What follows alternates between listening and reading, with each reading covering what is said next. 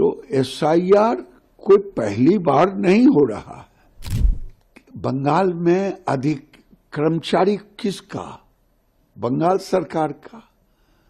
चुनाव आयोग के पास में कोई हैंड होता है? वोट वही देगा जो भारतीय होगा कि वोट काट लेते हैं। हमें तो चाहिए भारतीय होने का सबूत। चुनाव आयोग को और कुछ नहीं चाहिए। समझ में नहीं आता है, बिहार में एसआईआर हुआ,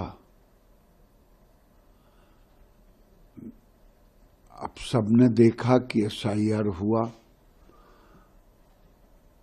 चुनाव परिणाम भी देखा, चुनाव व्यवस्था भी देखा कि एक बूथ पर भी रीपोल नहीं हुआ। तो एसआईआर कोई पहली बार नहीं हो रहा है। एसआईआर को क्यों लोग हवा मचा दिया है? वो एक व्यवहारिक संवैधानिक व्यवस्था में होते रहा है। शुद्धिकरण, यही है एसआईआर।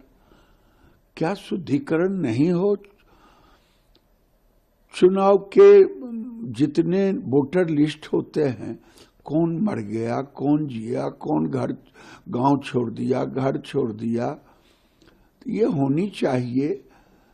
इसको पॉजिटिव रूप में जो खामियां हो उसको निकाल करके उसका सुधार करवाना चाहिए, न कि एसआईआर का विरोध करना चाहिए।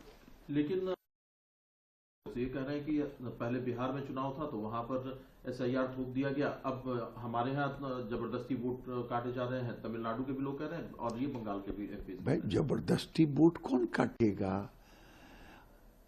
बंगाल में अधिक कर्मचारी किसका? बंगाल सरकार का। चुनाव आयोग के पास में कोई हैंड होता है कि वोट काट लेते हैं? हमें तो चाहिए भारतीय होने का सबूत। चुनाव आयोग को और कुछ नहीं चाहिए। वोट वही देगा जो भारतीय होगा।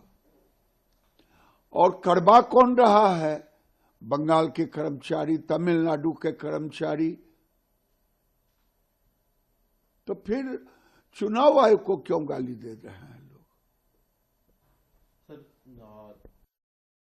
में ये लोग हंगामा करते हैं। कल प्रधानमंत्री जी ने लेकिन मैं ये जरूर कहूंगा, बंगाल केवल हिंदुओं के लिए तबाही, ये बांग्लादेशी घुसपैठिए और रोहिंग्या नहीं है।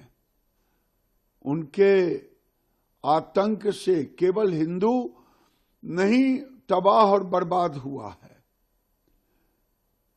केवल हिंदुओं की पढ़ाई, दवाई, रोजगार नहीं छीना है, भोजन नहीं छीना है, बल्कि देसी मुसलमान भी बंगाल में।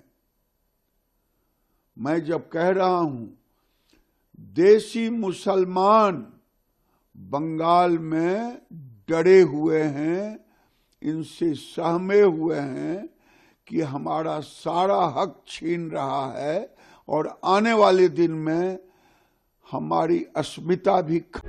प्रभातखबर.com, विश्वास वही, रफ्तार नहीं।